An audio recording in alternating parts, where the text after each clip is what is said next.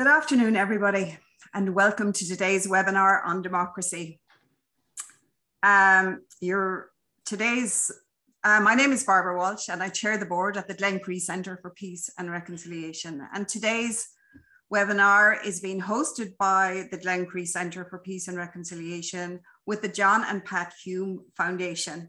To all of you from across Ireland, from across Europe and wider, you're really welcome. We're delighted that you're with us today for this important discussion and this important topic.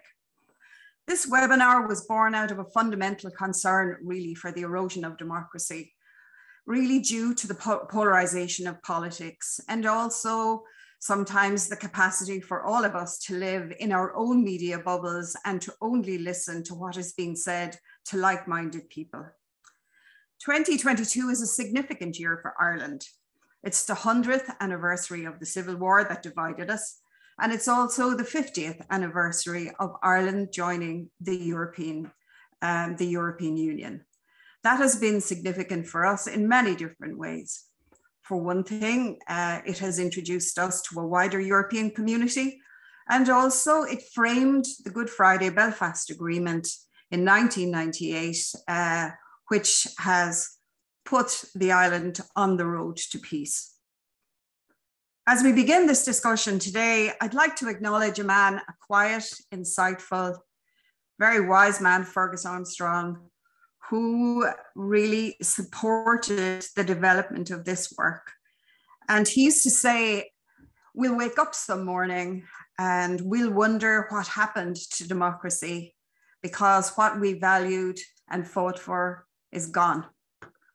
So in collaboration with the Hume Foundation, we found a partner of like mind who believes, like Glencree, that diversity is a strength, it's the essence of humanity, and that dialogue, leadership for peace, education, and public discourse are fundamental tenets of a vibrant democracy. Glencree itself was established in 1974 as a response to an outbreak of violent conflict in the north of the island. It was born itself out of the Civil War and had a strong resonance with a lot of the people who set it up in 1974, who felt that they wanted to make a contribution to peace on the island. John and Pat Hume, as all of you know already, lived in the midst of violence all their lives and mayhem, and charted a consistent path for peace, sometimes which was far from easy. The Hume Foundation itself is developed and was set up in their honor to honor their vision and their mission. Today, we're really fortunate to have really informed speakers, again, from across the world on this important topic. And they're moderated today by Tony Connolly, Europe correspondent with RTE, that's our national public broadcasting service. And if you want to hear a bit more about Glencree, go to glencree.ie or to thehumefoundation.org. I hope you enjoy it.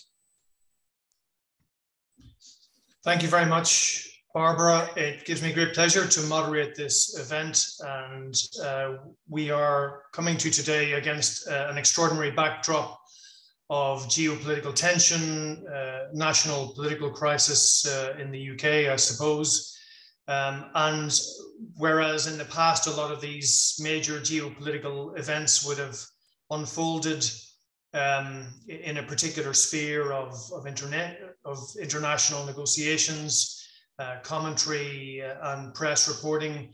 These days, as we all know, these geopolitical crises are unfolding through social media. They are dispersed and disseminated in a completely novel and radical fashion. And it's arguable that this new platform of social media has, in some senses, helped to polarize the political discourse. And that's a subject that we will obviously get into a lot today. I'm delighted to be here on behalf of the John and Pat Hume Foundation and the Glencree Centre for Peace and Reconciliation. We were due to open the event with the Vice President of the European Commission, Vice President for Democracy and Demography, Dubravka, Šuica, but unfortunately she's been tied up at the General Affairs Council here in Brussels. So she is going to be Her place will be taken by her head of cabinet, who is Colin Šicluna. He is a senior Maltese diplomat. He was director and deputy managing director of the Middle East and North Africa at the EU's External Action Service, that's the EU's diplomatic arm, from 2016 to 2019. He was previously Maltese ambassador to the United Nations in New York and ambassador to Austria. I'm also delighted to welcome Timothy J. Schaefer. He's a PhD associate professor at the Department of Communication Studies. He's also a director at the Institute for Civic Discourse and Democracy and Director of Civic Engagement and Deliberative Democracy at the National Institute for Civil Discourse. Dr. Schaefer specializes in the advancement of democratic practices by focusing on deliberative democracy and civic education, concentrating on the role of professionals in settings such as higher education, NGOs, and government. He's published numerous articles on deliberation, higher education, community development, and civic life. I'm also delighted to welcome Sue Moore, who is the Chief Executive of the Joe Cox Foundation. Before joining the foundation in 2019, she worked across a variety of industries, including the arts, charities, media and sports organisation, including roles at the British Council and London 2012. Outside of the foundation, she's a trustee of the Bishopsgate Institute in London. You're all very welcome. And just before I introduce Colin Šicluna to give the opening address, just to remind people of some of the reasons why we're here. The Joe Cox Foundation, of course, was founded after Joe Cox was murdered on the 16th of June 2016 on her way to a constituency surgery meeting in Batley and Spen. More recently, the Conservative MP Sir David Amos was murdered on the 15th of October 2021 after he was stabbed several times at his constituency in Essex. Not forgetting, of course, during the long troubles in Northern Ireland, 4 members of Parliament, an Assembly member and a number of local councillors were murdered during that tragic period. So in some senses, the sharp end and the violent end of a breakdown in political courtesy is not entirely new, but I think it has reached certainly new levels in recent times for various reasons, which we'll get into. I'm delighted now to introduce Colin Šicluna to give the opening remarks. Thank you, Colin. Thank you very much, Tony, and thanks to yourself, to the Glencree Foundation and to the Hume Foundation for inviting us to participate in this event. First of all, I want to convey the regrets of the Vice President for not being able to be herself in this meeting, but as you mentioned, she's held up in the Council. But thanks a lot for giving me the opportunity to, in the first instance, to deliver the speech that she was going to be, the message that she was going to be delivering on her behalf. We find this invitation to be very, very timely to discuss strengthening democracy and reconciliation through ethical and respectful political discourse. This subject is gaining in importance across the European Union and indeed across the world. The need for ethical and respectful political discourse concerns all of us. Respectful discourse knows no borders, has no political party affiliation, and is intergenerational. The responsibility for a lasting, ethical, and respectful political discourse lies with each one of us. A whole of society approach is required to get this right, and we must get this right. If we want to leave a democracy to future generations that is worthy of the name, then ethical and respectful discourse must lie at the very heart of this ambition. This will help guarantee that we make our democracy fit for the future. The Vice President herself was once a mayor. She started out her political career, in fact, as a mayor. And she was mayor of Dubravka, which is a city in Croatia. And she became mayor in 2001 when the city was still feeling very much the impact of the war that had ended just a few years before.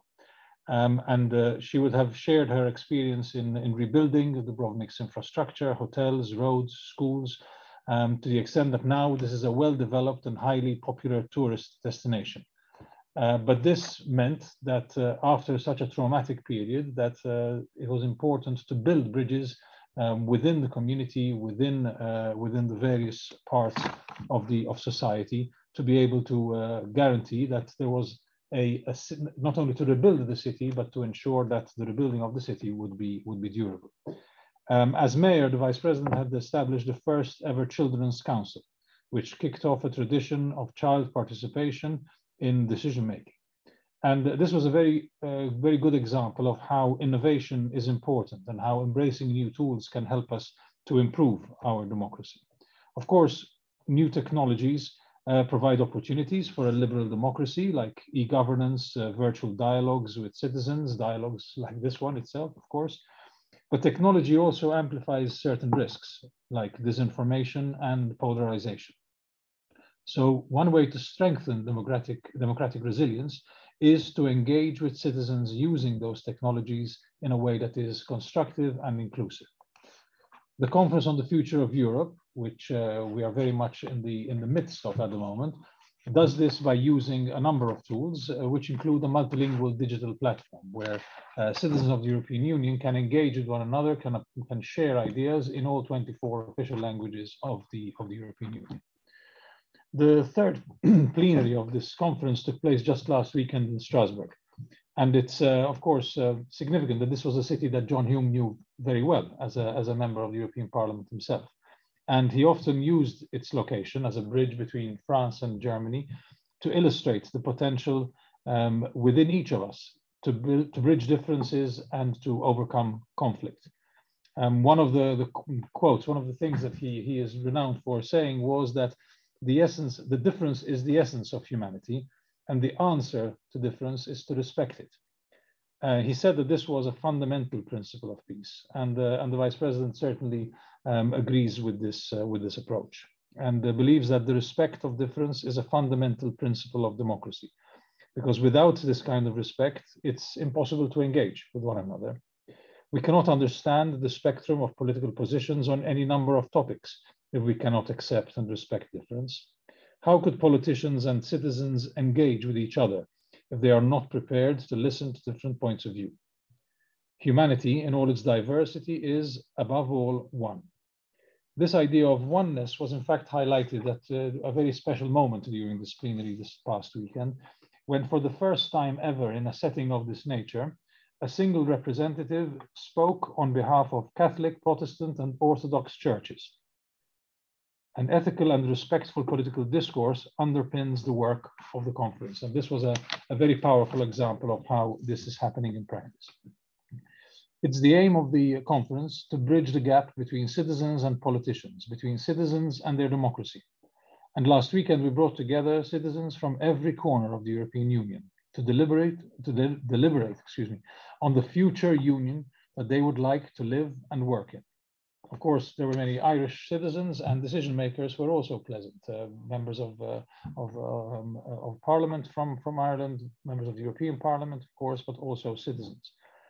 The Vice President is a co-chair of the conference, and she chaired the parts of the plenary and participated in the working groups on behalf of the European Commission. And at this plenary, we took stock of 90 recommendations on 4 topics that were presented by European citizens' panels.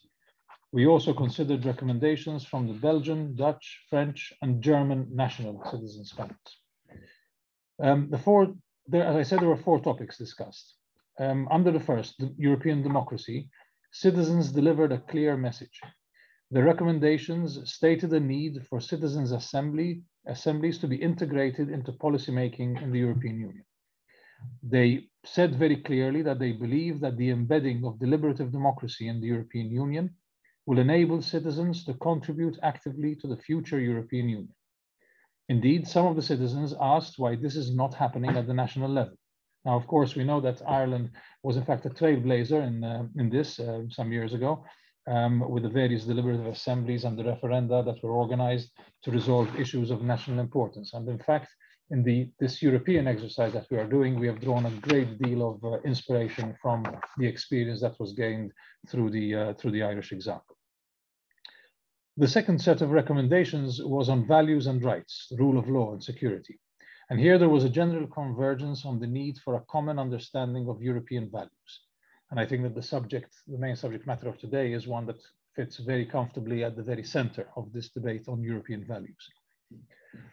Another set of recommendations that was presented was on climate change and the environment, where a number of innovative proposals were submitted to tackle the common challenges that we all face.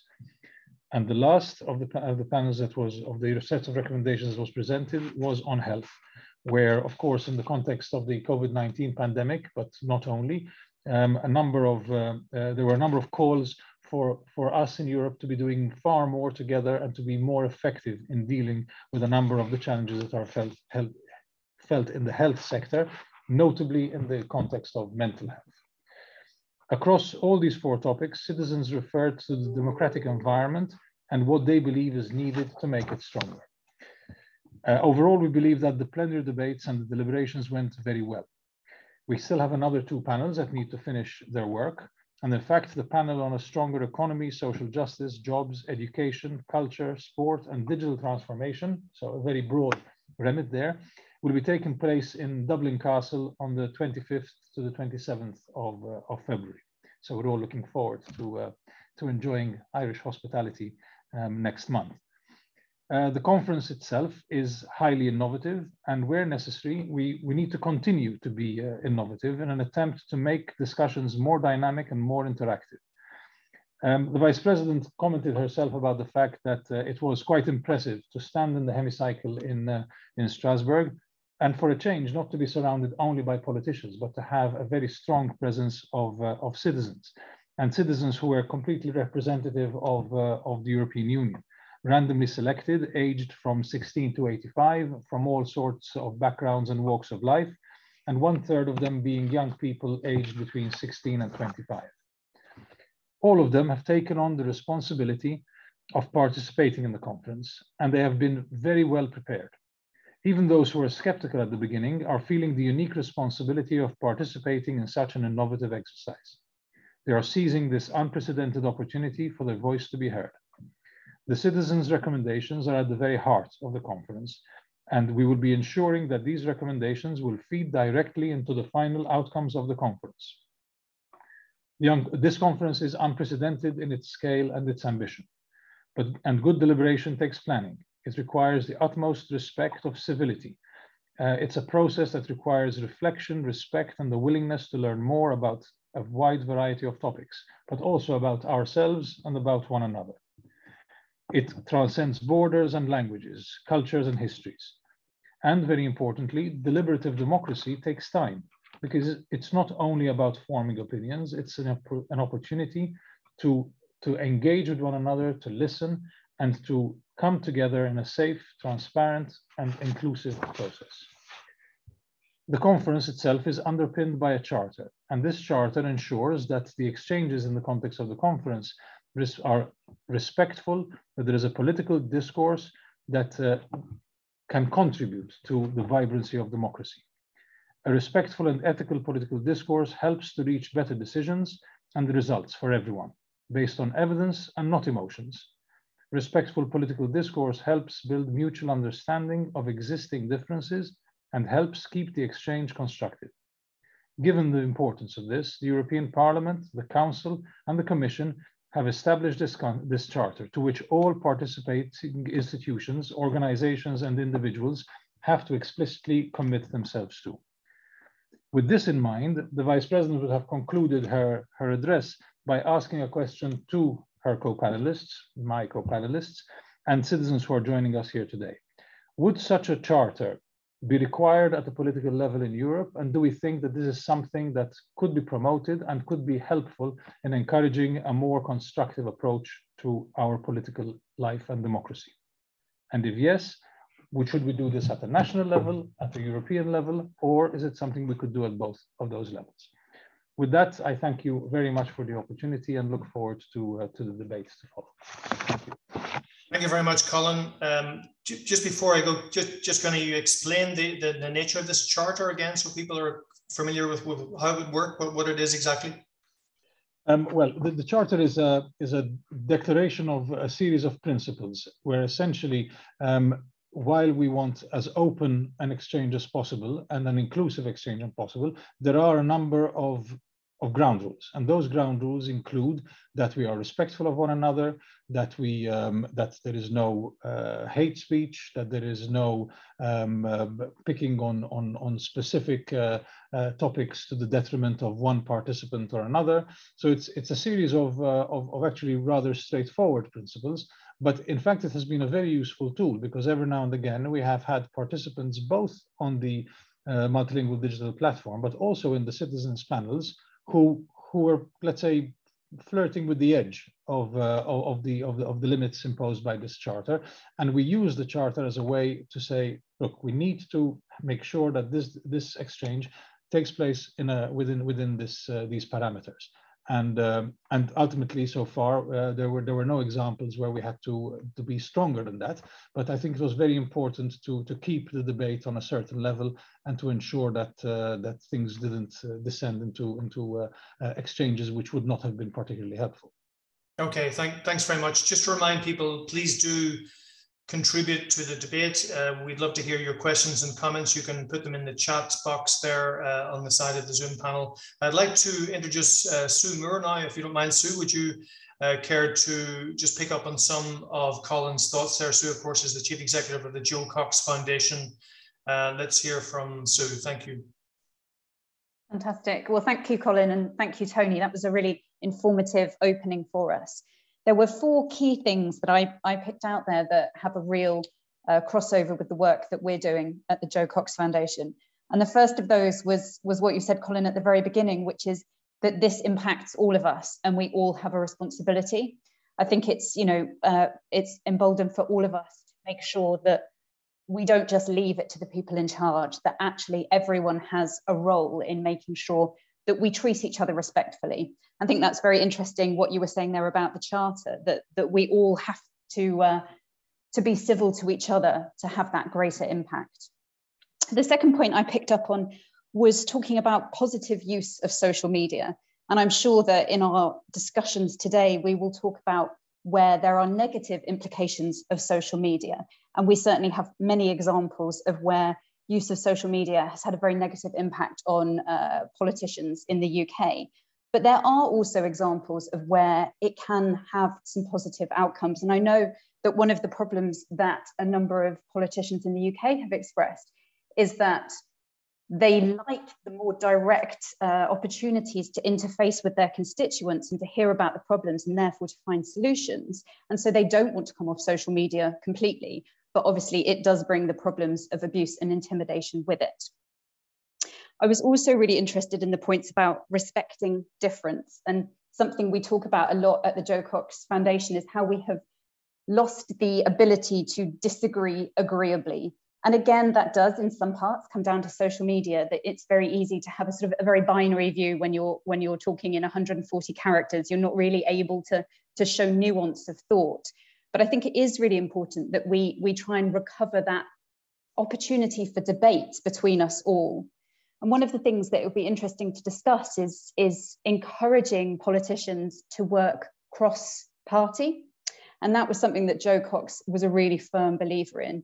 And she actually was only in Parliament for a year, but during that time, she worked with Conservative politicians on issues as diverse as Syria and on loneliness, and found that actually to have the biggest impact, that was the way to do it, was to find friendships and work with other politicians. And also my final point that I was going to reflect on was about the sort of the bridging of divides between citizens and politicians. And I think there's a really interesting point here about political education in general, that what I found as we've worked on this issue is that there is a really big gap in education of what generally people understand that their elected officials do. People don't understand necessarily what MPs do. I think they certainly don't understand what local government do. And that means that there are gaps there that people, if they misunderstand, they take their queries to the wrong place, for example. And that's when they get cross. That's when it escalates to abuse and intimidation sometimes. So I think there's a role not just in schools for political education, but something that all of us can commit to learning more about how political systems work and therefore what our role in that Thank you very much, Sue. A lot of very interesting points there, which we'll come back to shortly. I mean, I think the whole question of social media and the rise of populism is incredibly fascinating, but also extremely complicated and complex. And we'll get into it as much as we can, but it may be beyond the scope that we have today. But on that note, I'd like to introduce Timothy Schaefer from the United States. He's done a lot of work, of course, on civic discourse and democracy. Delighted to have Timothy along. Timothy, I guess when we talk about polarization in politics, we need look no further than January the 6th last year, and whether that represents some kind of low point in the slide into polarization and division. And I suppose, I don't know where your starting point would be, but we can think back to the 1970s and Newt Gingrich perhaps bringing about a much more caustic discourse, much more competitive discourse compared to the kind of collegiate approach of Congress. And then, of course, you had the deregulation of broadcasting in America, which brought in the shock jocks. And a lot of people trace the current climate politically and online back perhaps to those origins. I don't know where your starting point would be, but delighted if you can respond to Colin's remarks and just let us know your general vantage point. Yeah, no, and great questions, and I'll respond to those in just a second. Just want to say thank you to the opportunity to be here as well. It's a real treat, but also one of those moments that we have to recognize kind of what brings us to a point of talking about the state of democracy and some of the situations that I'm involved with right now. In fact, I'm part of an international project called the Varieties of Democracy, and we're finishing up the last data point for this last year. You can find it VDIM. We can share it publicly. Every country for the last 100+ years, some even longer, but talking about these long trends of democratic practices in the formal spaces, as was being mentioned by Sue, talking about politicians in elected office, but also in all the kind of multiple levels of the civic life. And we can see in recent years, and especially in the United States, the real concern that many people have had before January 6th, what gets exacerbated in that moment, and honestly, what has come since then, and in certain ways, some camps have heightened this as a real dramatic point, kind of the alarm bells, so to speak. The guardrails of democracy have been written about by a number of people are there. And at the same time, the real concerns about some others kind of downplaying some of this. And I think it speaks to this larger sense of how do we think about this at multiple levels? How do we think about this in the formal and informal spaces? And I should note, part of my affiliation and the work that I do with the National Institute for Civil Discourse, similar in some fashion to the Joe Cox Foundation, was established after Representative Gabby Giffords was shot in January, actually, of 2011, as she was trying to meet with constituents in front of a local shopping store. And 18 people were shot, 6 people were killed. Representative Giffords made it through with kind of an amazing transformation, but still the residual effects of this, what at that time was being talked about as this utter extreme of political discourse and what it meant in real life for the concern of saying an elected politician in the United States to not be able to show up and actually speak to the people that they represent in the US Congress was this a real alarm bell. So the Institute has its origins in that moment. And I think in some ways it has only continued to kind of erode as we were talking about the social media landscape. I mean, there's been a tremendous research in that area. In our book, A Crisis of Civility, a couple years ago, we have some really good essays within it related to that. I'm thinking particularly just on point as some of us were talking earlier. Shannon McGregor wrote an article a few years ago about how social media has become also this platform for thinking about public opinion. And so it's not only become this place for this kind of extreme kind of rhetoric, the kind of bombs at one another, but it's also becoming this way in which we perceive the views of those around us. And so it's created a bit of a hurdle for us to actually see those who have differences. And as we said at the beginning, if diversity is a strength for democracy, we need to be able to recognize that and be able to engage that in some way. And this is, for me, why civil discourse or civility becomes so important, But there are different levels we can think about that. There are weak notions and stronger notions. The kind of politeness is essential, but there's a robustness underneath that. If we don't have the opportunity to actually get to that place, then even those kind of thinner notions of being able to just in a basic way talk to one another is a real problem and challenge. And so as I was listening to the remarks at the beginning, and then Sue, your comments in response there, I think that the notions of education being really important here, awareness of what is and isn't happening, what gets kind of trumpeted and amplified is the language that a lot of people use in kind of particularly the social media space, is that we create these kind of pseudo events, right? There's this recognition that this is a mediated kind of platform and reality. And so we have to navigate that in a way that is appropriately kind of corresponding to that. The problem is we don't necessarily interpret it as such. We just take it as either face value, whether we're talking about COVID or otherwise, and people fall into these camps. At the heart of a lot of this is, and this will be maybe my last point here, is a phrase called affective polarization. And this is something, as you were, Tony, as you were talking about Gingrich and others, I was just mentioning, in fact, yesterday with some of my students that I teach. They are in their 20s, they are undergraduate students, at least the language that we use here in the States, and the entirety of their lives have only been within this kind of deep divide of politics in the United States. The early 90s were really that transformation when we see a lot of this kind of break apart to where Gingrich and others kind of found that there was a real strategic benefit and a motive to not be kind of functional in certain ways, right? The idea of the collaboration, the kind of collegial environment that existed for older politicians. We'll take the current US President, Joe Biden, for example, when he kind of has these recollections of the earlier times in the Senate, for example, when these people would get together, they'd have their debates on the floor, and then they would literally get together for dinners with their families because they would all be in DC and such. Those just don't exist for a bunch of reasons. One, plane flights are a lot easier, so people go home. They're not living in these places, so they don't have those kind of necessities.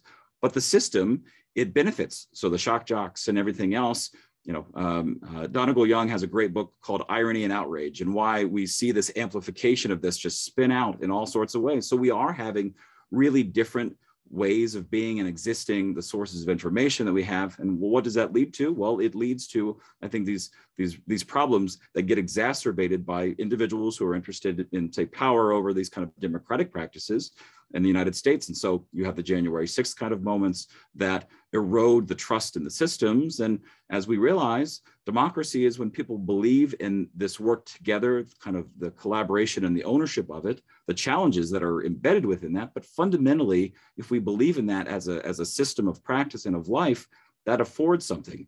If we lose that, then we realize these constitutions and these statements and things become little more than something on a document. So this is, for me, one of the really big challenges that we have to confront is how do we reinvigorate some level of trust and commitment to democracy, not just in some philosophical way, but in a real, practical, and lived way. Thanks very much, Timothy. A really fascinating introduction there from you, an awful lot to digest. Thanks very much to everyone for your comments already. First one from Paul O'Dwyer there, talking about the Northern Ireland Peace Programme and his experience in the South in the Department of Finance.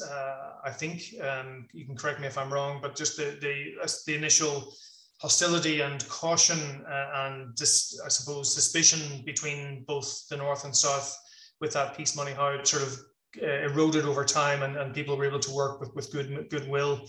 One or two comments about the charter that Colin mentioned, a lot of interest in that. But I suppose an inevitable question there from, if I can find it, it's all very well having a charter, Colin, but we do have a problem with the rule of law in the European Union at the moment. If we're asking citizens and politicians to be courteous and polite and to abide by certain norms of discourse, we also have allegedly governments who don't abide by the rules in the European Union and are holding up a lot of things. How do you square those particular disconnects, Colin? Well, I mean, first of all, we have to acknowledge that the European Union can build a set of norms, but doesn't always have the means to enforce those norms. To be able to do that, we have to make sure that all parts, that all institutions are working together and making sure that that the different parts can work well together. In the context of values, rule of law, etc. We've started in the European Commission a series of rule of law reports, and this is the very beginning of a process which hopefully can develop into something which can be more enforceable, can set a standard that will be observed by all member states. However, in this context, as with many others, there is very often the need to work by consensus, where all member states need to agree on not only on what the standards are, but on how to act upon those standards. Of course, consensus is a very polite way of saying that everyone gets to have a veto, and that by definition means that there are limits to the way that we can take things forward. Now, I think what we are trying to do, including by using the Conference on the Future of Europe as a means of reaching out to citizens, is to bridge that gap. And Sue very rightly referred to education, and I think education and communication, which in fact are very closely linked in terms of raising of awareness, are extremely important. And it's very interesting that one of the things that we hear time and again is, why are our children not being taught about Europe and about European values in schools? They are learning about values, they are learning about their own history and the history of their own country, but they're not learning about what it means to be European. Many of us involved in this call, in this meeting, would describe ourselves as being wherever we come from, and would probably be comfortable saying that we are European, but it will be very difficult to explain what that European part of our identity means. And I think it's because we don't have enough of a discussion, an ongoing discussion at all levels and in all contexts about what this really means. And it is linked to what you said, what you mentioned about rule of law, about respect, about rights, about liberties. These are all things which fit into what we call the European way of life. And I think it's important that when we talk about this set of values, we can explain better not only what the values mean, but what we aspire to achieve as a result of applying those values.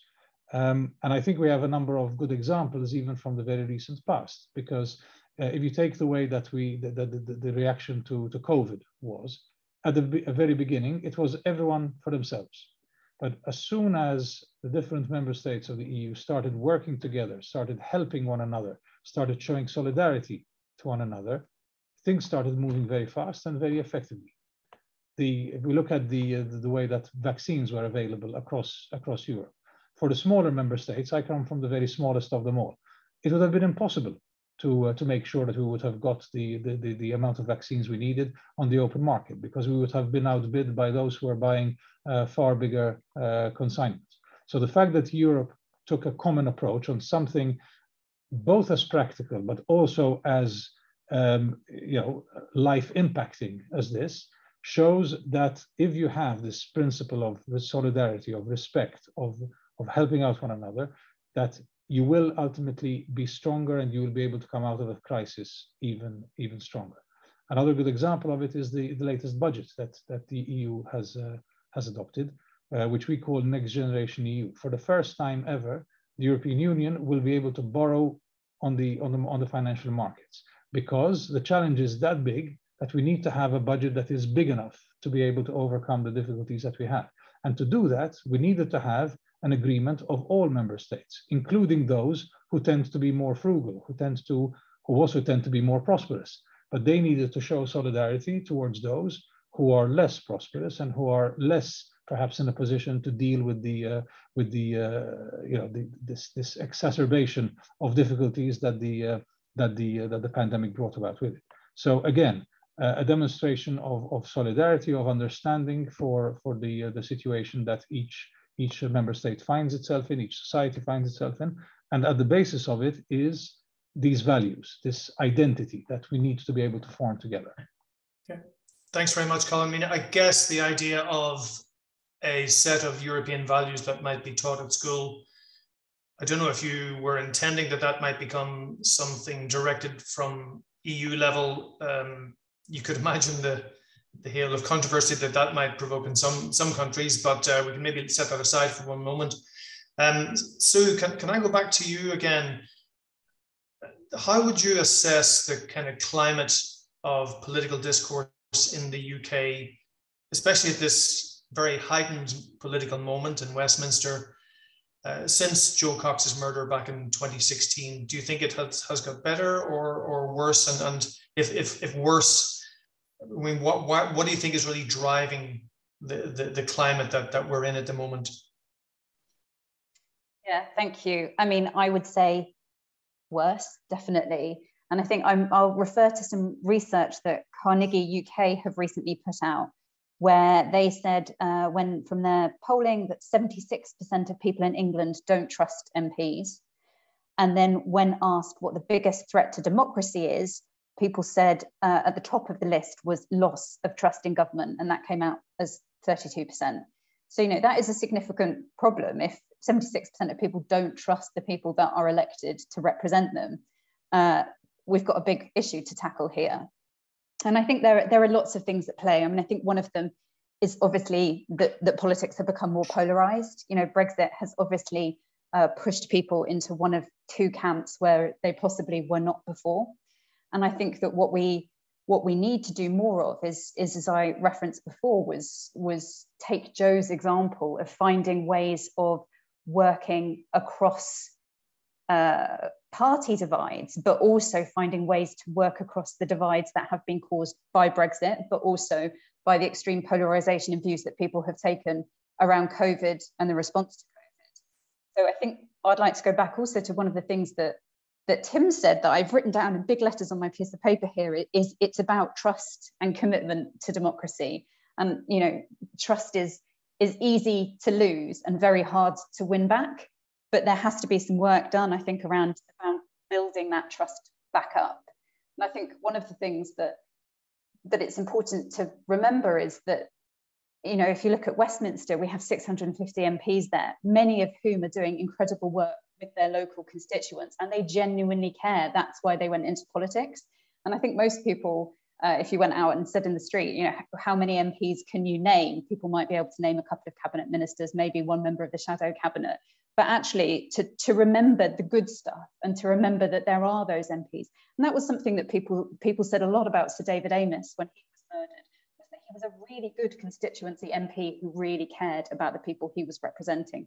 So I think finding some ways of talking about the good stories and the good people who are involved and really care, I think is important. Yeah, I mean, I think just going back to the question of trust, and maybe Timothy might want to come in here, is the fact that the financial crisis was probably a watershed moment because it damaged so many people's lives, and yet the big institutions, the big powerful entities in democracy seem to survive, having perpetuated a lot of the problems. So people lost trust in governments, they lost trust in banks, institutions, and people have said that loss of trust continued up to the present moment with COVID, and that's perhaps explaining why so many people don't trust vaccines or don't trust big pharma or whatever. I mean, do you agree with that assessment, Sue? And it seems such a huge thing to try and overturn because it's so vast. Yeah, it's definitely a big thing to overturn, and I think you're right that it's not just trust in government that we're thinking about here. It is trust in wider institutions. So yeah, I think we need to think about the ways that we can make small actions to break down what is such a mammoth task. It's one of those things that if you try and find one solution, it sort of overwhelms. But I think, yeah, trying to find ways of earning back that trust, and it's definitely going to take time. I think that's an important thing to consider as well. Timothy, what's your view of the level of trust of politicians in America? I mean, in some ways, politicians almost need to go to the extremes or closer to the extremes to energize their base, to get people out to vote, you know, to electrify voters, and that's why you've had these wedge issues and you know, really difficult polarizing issues that have dominated the political space in America. Absolutely. In fact, I was just taking a quick look. The Pew Research Center does a lot of wonderful polling, particularly in the United States. And there's one, it's a little bit dated from last year, but I think it speaks to this. Public trust from the late 1950s to 2021, the high point was in 1964. And since then, we've been on decline, kind of up and flow, up and down, but mostly down. And to the point to where, in this 2021 survey, the people who trust that government in Washington, so our national kind of federal government, is doing what is right, is just about always 2% of people, or most of the time about 22%, right? And so that has largely held steady since then. So I think this sense of trust is a really significant thing. And I think, Tony, what you were just highlighting is a perfect example. People often have views about their own members of Congress, you know, equivalent to MPs and the like. And so they feel good usually about them. Everybody else is kind of doing the wrong thing, which is a real problem, which is, you know, one of the reasons having some level of proximity and understanding what is, as Sue was noting, what's actually going on, what are individuals able to do at different levels is a really significant sort of thing. And if I can say as a slight kind of note, I know a local member in the state where I live currently, a representative who speaks to this. He's actually a conservative, he's a Republican, a rather conservative individual. And he says, I'm really aghast at this kind of extreme that we're seeing in the rhetoric, people like at that time, President Trump. He's like, but I can't publicly talk about that because I want to be reelected because I'm really concerned about things like the budget. And otherwise, he's a fairly fiscal sort of guy, and he wants to be in that position.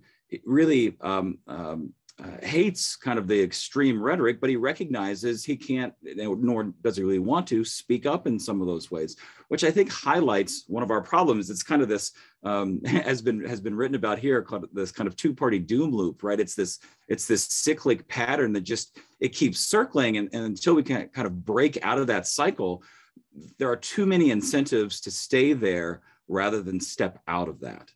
So that's one of the things to note. And the other piece is, and I wish I should have said it earlier, because I think it really highlights, I think, some of the positives, because there's a whole tenor of this that can feel like awful, right? And in a lot of ways, it can be very challenging, is that many expressions of democracy can happen and is happening at the local level. So there are lots of experiences, some in the United States, across the EU, even in the UK and around the world, things like citizens' juries, what we talk about as mini publics, so very small kind of representative groups and the like. Some of this has been done pretty extensively, actually. I think you're all doing a lot better than we are maybe here in the States in this regard. But like some of these experiences can be hyper-localized, but it gives people a better sense of what does it actually take, right? Because it turns out politics is a little bit difficult to get to a place of agreement on what's this collective thing, even if it's something rather small about some public park or the like at a local level. Those things cost money and obligations. We can only have so much bandwidth, as was being mentioned earlier. I think Colin was speaking to this, right? Some of the ideas of how do we think about budgets and the scale and the possibilities? Well, we have a lot of limitations. So for people to recognize that and understand that is a really important thing. But the appeal of the extreme, I think, is a real significant thing. And I was trying to watch some of the comments in the chat as well. And I'll speak from the US, and then I will stop here, is one of the big challenges is, particularly in the United States at this moment, is not just polarization. We are deeply polarized on all sorts of things. That affective polarization I was mentioning is very real. It corresponds to what vehicles you drive, where you shop, what you wear, all of what you watch, all this sort of stuff. The real challenge, in my view, and from lots of scholars, is we need to do a much better job of speaking about those who are committed to democracy and those who are not. And so I think, not just in the United States, but elsewhere, this is a real challenge and question. How do we not simply fall into, as we see, right, this sense of like, well, here's somebody on the left, so we need somebody on the right, or vice versa. But where are those boundaries that we say, this is in play, this is what it takes to live in a pluralistic, liberal, democratic society? And are you on the fringes of that? We recognize that always will exist, but how do we tamp some of that down through the processes and the commitments to democracy? That trust, part of, back to that point, the erosion of that trust is if we kind of look at that and feel like we're so disconnected from kind of those politicians and that political life that it almost doesn't matter. Strikingly, a few years ago, there were a handful of surveys that said, I could live in an undemocratic society if I still had the level of economic prosperity and other things, kind of the life I want to lead. I'd be okay with a more authoritarian kind of model or regime. That's really concerning, right? And so this is the kind of slow creep and appeal that some express in books like How Democracies Die and the like, that I think are warranted. And we see the 2016 election, we see Brexit as these moments, these indications of the real troubles. So it's not an absolute abandonment of our systems, but I think it is legitimately a moment to say, what are we doing? What is happening? And this needs to happen at multiple levels, not just how people perceive their politicians and the like. So it's that education piece, but not just that, but it's also how do we encourage them? And I apologize, I said I was going to stop a moment ago, but if I could say this last little bit, that this is the professor in me, is this sense of, at the National Institute, we're working with state legislators, for example, a project called Next Generation, to where we literally get them in the room, no press, nobody else, nothing against the press, but like they talk a little bit differently when they're just them, and to say, how do they function? Because a lot of them also, they express this, those extremes exist, but that's usually the ones who want to be on TV or be interviewed and kind of documented in those ways. Most are fairly functional kind of folks, really interested in governance questions. The challenge is, how do you do that when honestly that doesn't get you the sound bites or the clips or the funding? And we've seen this with Anthony Fauci here in some of his hearings when he's speaking to some of our senators, and he I think rightfully has noted, he's like, you're raising funds for your next campaign off of comments that I'm making, and you're lobbying these sorts of texts. That's not a good indication of a functioning democracy, in my view. Not to sound too partisan, but like that's where I think we have to think about those parameters and what does it take to be committed to democracy and not simply be interested in having those kind of positions of power or authority. Okay, thanks, Tim. There was a question in from Tim Kirk, who was asked, directed at you, how would you advise progressive Americans to engage constructively and respectfully with the Republican Party, which has become hostage to Trump? I'm not asking you to identify yourself on the political spectrum, but I think you've probably answered, I mean, at lots of levels, including the local level. So I hope, Tim Kirk, you were happy with Tim's answer there. Let me just go back to Colin again, back to the European political space. We talk about social media and its very corrosive effects, but social media isn't just people who have views that you don't have and who might express them in a very combative, bellicose kind of way. Social media is also weaponized by Russia. I think that's sort of fairly established, to undermine the West in America and in Europe. I mean, how does the European Union deal with that particular problem? I think we've certainly in the last few years increased the efforts to deal with disinformation. And because clearly there is the weaponization that you mentioned, but it's not only at the level that you're referring to, that where you have the Russias of this world and others who try to use this in a way to destabilize the very political foundation on which our something like the European Union is constructed upon. But it's happening also at various different levels. I mean, as was mentioned in the speech I delivered on behalf of the Vice President, technology and social media is something which is intrinsically a good thing, but it can be manipulated and used in a way which is certainly not so good. And we've seen how Timothy mentioned Brexit, mentioned the election in the United States in 2016. I mean, we all know the Cambridge Analytica phenomenon, where social media and information gathered on social media was manipulated in a way that had a determining impact on the democratic process. So the problem there is not with democracy. The problem is with those who manipulate the very freedom that democracy provides. And I think we have. We see that in Europe, right? And I think in some respects it is getting to be rather similar to the situation in the United States, that this extreme polarization, and it's a polarization which exists on both sides of the political spectrum, is becoming more entrenched, and we find it increasingly difficult to fill the gap in the middle. You rarely hear terms like bipartisan anymore. You don't hear so much about politicians who reach across the aisle anymore. It seems to have become far more important to wear a badge and defend that badge to the bitter end. And where it becomes problematic is that this is having an impact on citizens, on individuals, and is reflecting on how they vote, how they express their vote. There is nasty politics, but it doesn't mean that all the people who are voting for the so-called nasty politicians are nasty people themselves. So why are they turning to these alternatives? And the reason, as Sue was mentioning, is because of the erosion of trust in institutions and in the institutions that are supposed to guarantee those liberties to those citizens. So I think that the very first thing that we need to do, that we as institutions, as politicians who want to defend democracy, as it were, is to find ways to restore that trust. Sue mentioned that it's very easy to lose it and very difficult to gain it back. But we need to really look at how we're going to gain it back. And I think that the only way we can do that is through education, as we've mentioned, but it's through engagement. It's through telling people that you have something to say and we want to listen to it. Because at the root of many of these political movements and the attraction of this undemocratic alternative is the fact that people feel that they're left behind, that they're ignored by the system, they're ignored by the institutions. And we need to reverse that. We need to come back to a situation where people feel that they are being represented and that their priorities, their views are accurately being represented. And sometimes it's not really about taking on board everything that people are asking us to take on board.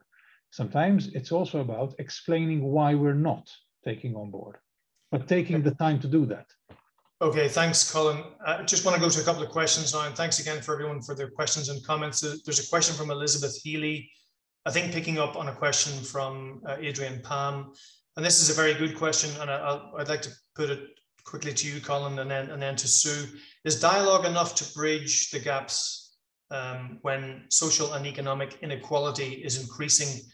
In other words, we've had these, astronomical gaps in wealth, in income equality. And if you're at the bottom of the heap, I mean, your predilection for being polite may not be what it should be.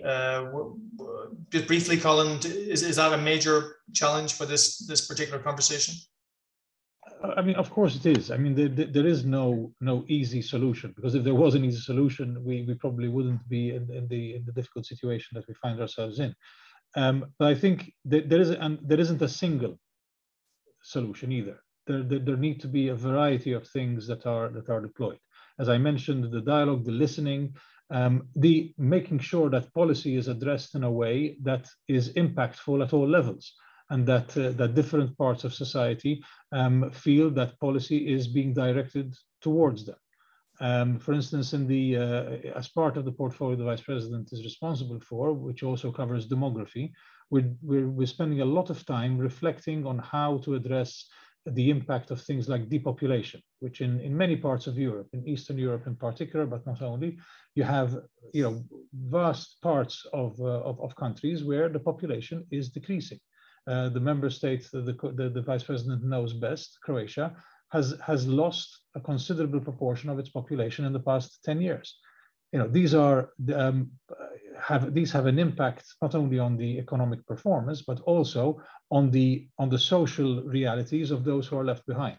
So we need to make sure that when we talk, for instance, about a Green Deal and we talk about a digital transition, that when we do this, we bear in mind the impact that this is going to have across the board. There is no one size fits all. We need to make sure that the people who feel that they are at the bottom of the heap have a chance of being pulled up from that situation. Okay.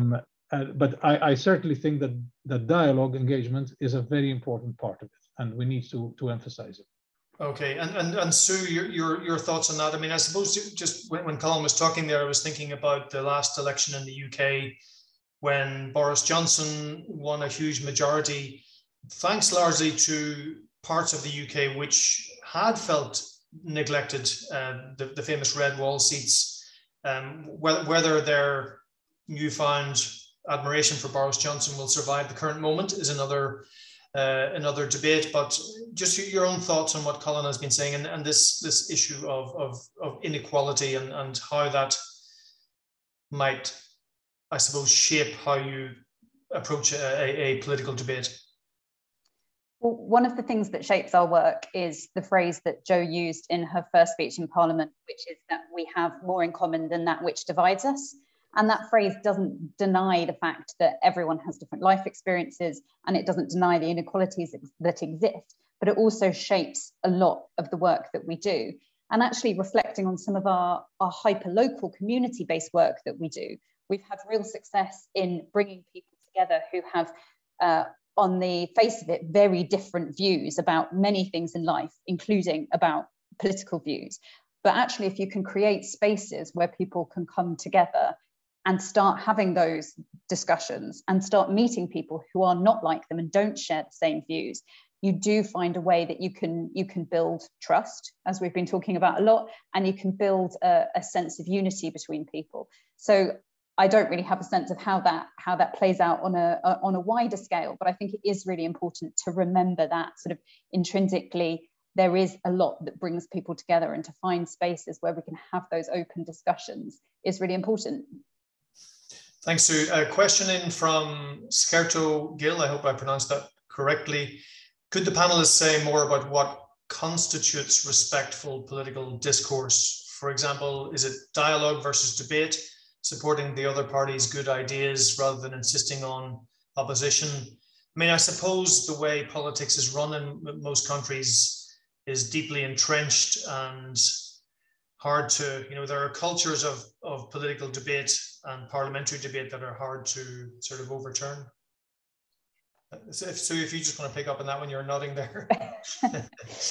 I was going to reference one of the pieces of work that we've done at the Joe Cox Foundation, which is for the 2019 general election and the local elections that took place last year.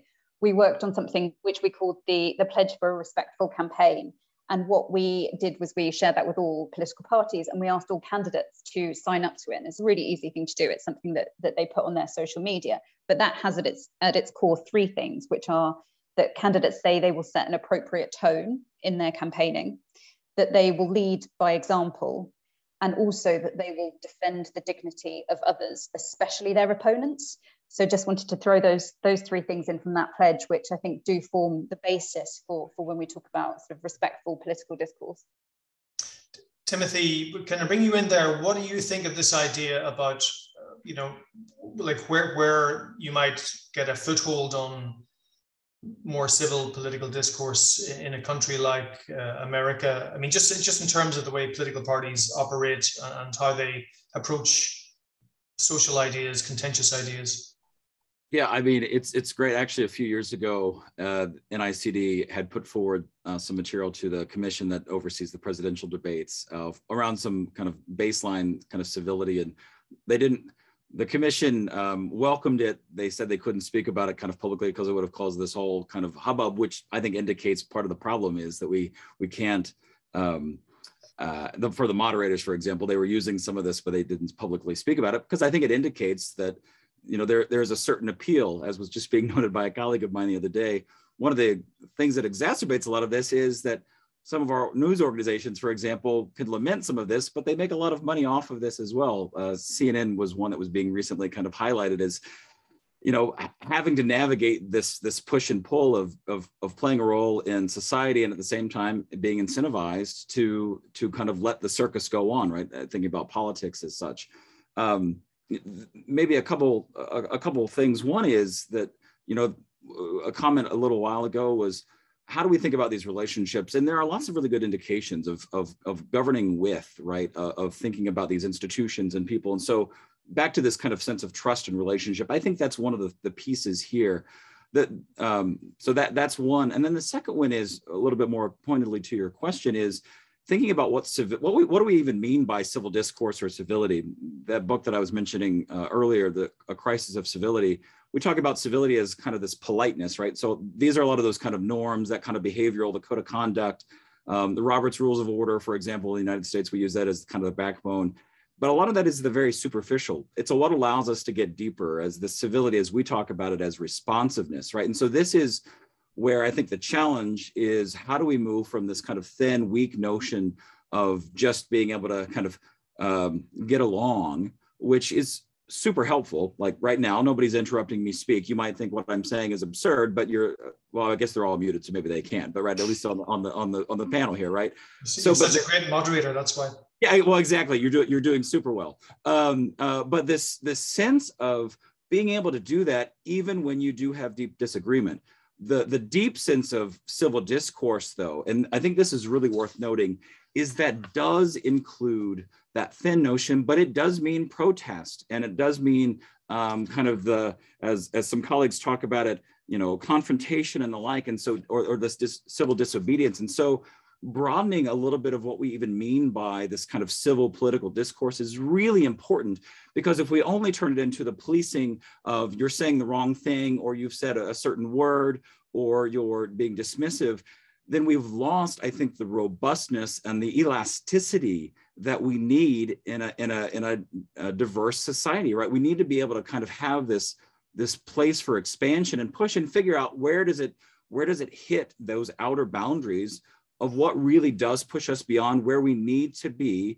if in fact we're not only like lobbing kind of attacks and things at one another.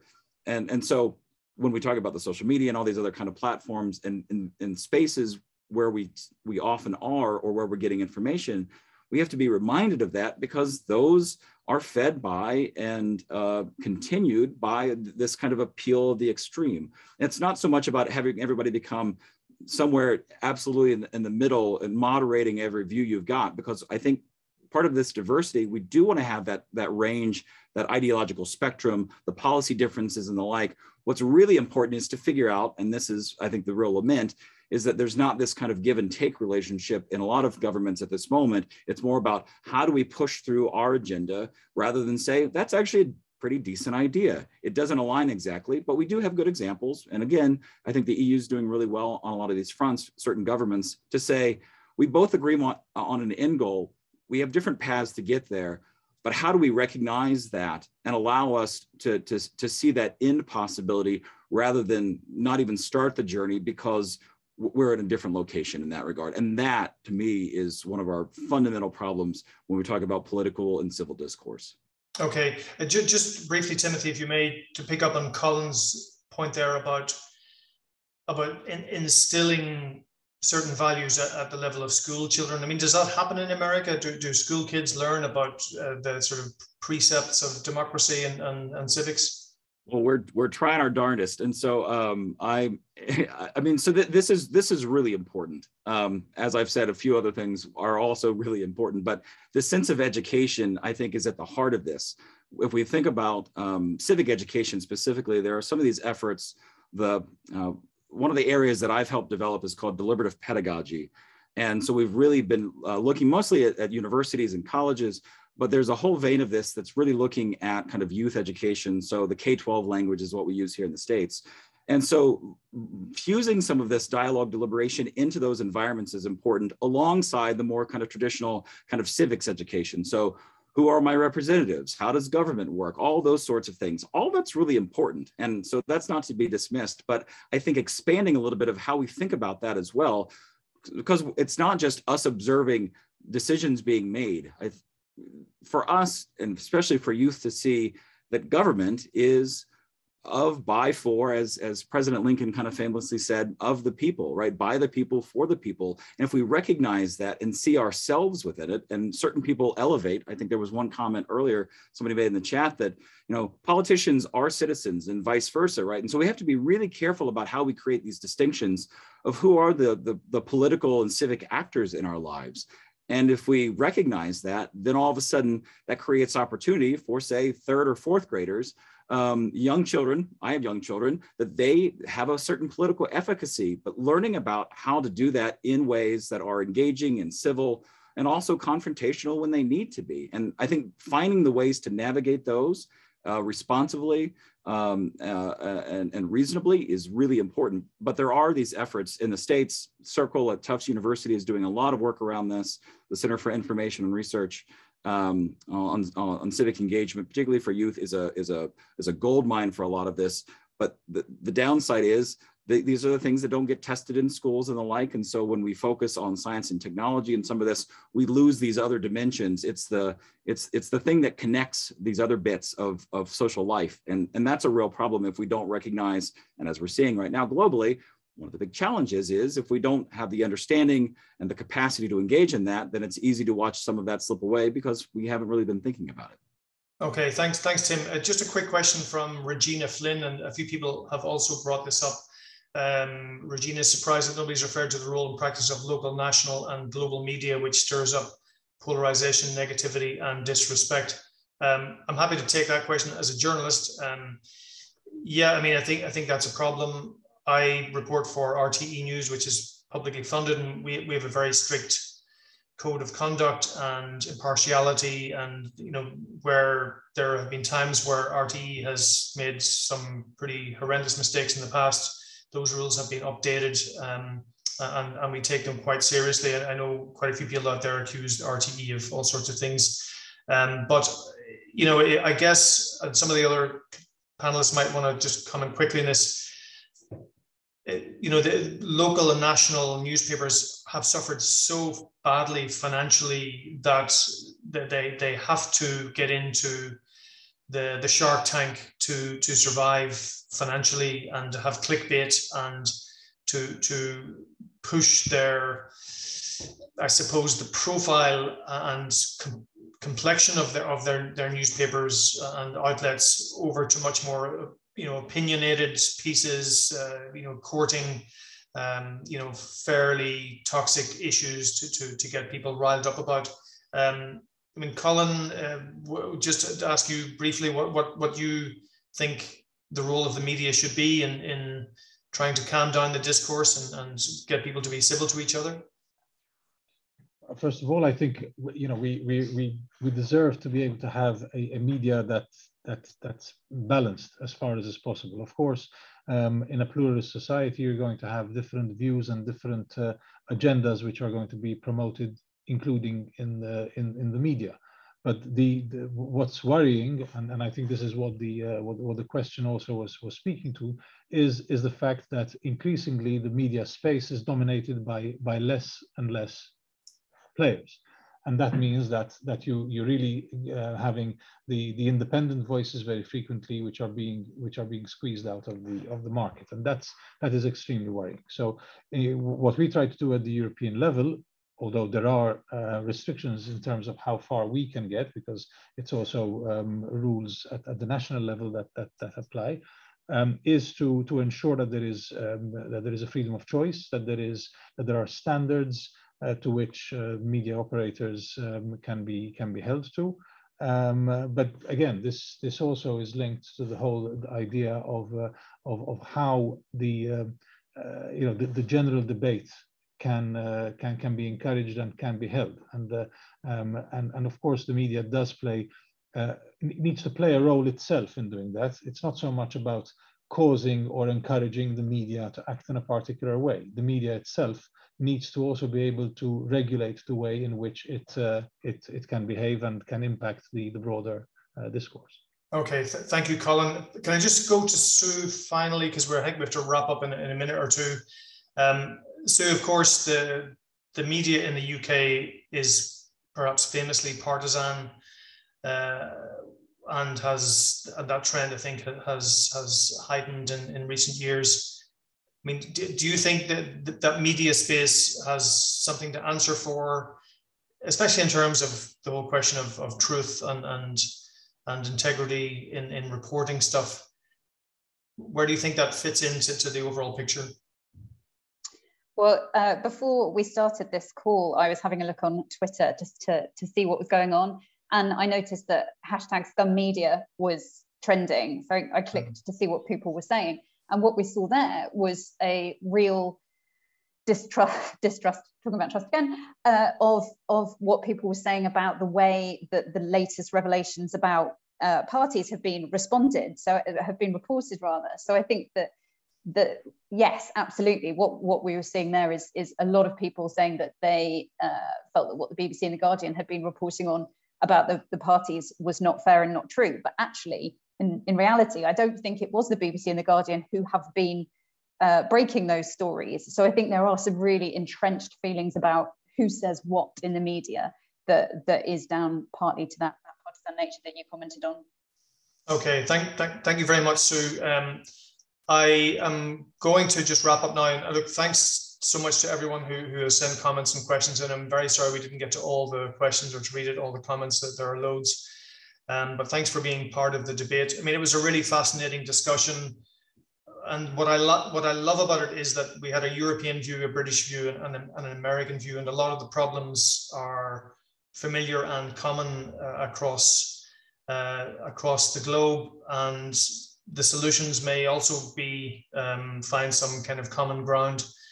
We've talked about trust. We've talked about how to get citizens more involved. And of course, from an Irish perspective, deliberative democracy has been very successful. We've had 4 citizens' assemblies, which have really helped to rewrite the constitution and to reform laws which have then had a lot of success at referendum level. So it shows that deliberative democracy can command the support of a large number of the population if it's done right. And I know that Colin has talked about the Conference on the Future of Europe in that context. So thank you so much to Sue and to Timothy and to Colin. That's been a really fantastic debate. So much to talk about, so much we didn't get to talk about. And I'd like to hand back over now to Sean Farron from the John and Pat Hume Foundation just for the concluding comments. Thank you, Sean.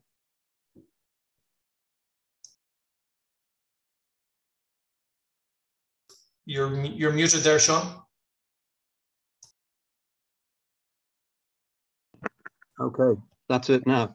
Thanks very much indeed, Tony, and special thanks to Colin, to Sue, and to Timothy for their excellent contributions.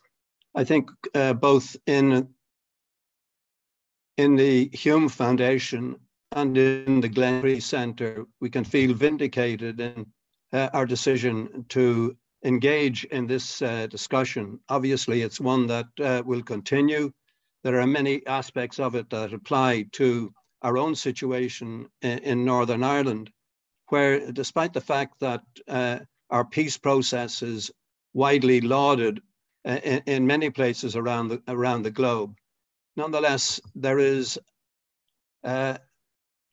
there is at a rhetorical level, at a level of political discourse, there is a whole area to be addressed. We're very good at pointing to the mote in the other person's eye and failing to see the mote in our own eye, failing to put ourselves into the shoes of the others to see what their perspective is. And all that gets very sharply reinforced and exaggerated in the openness of the social media to people who want to abuse the others. And I'm interested in hearing from Colin and from Sue and from Timothy what the initiatives are that have been taken in order to address the abuse that the social media seems to be so prone to. But nonetheless, it's not my job to continue the debate. It's to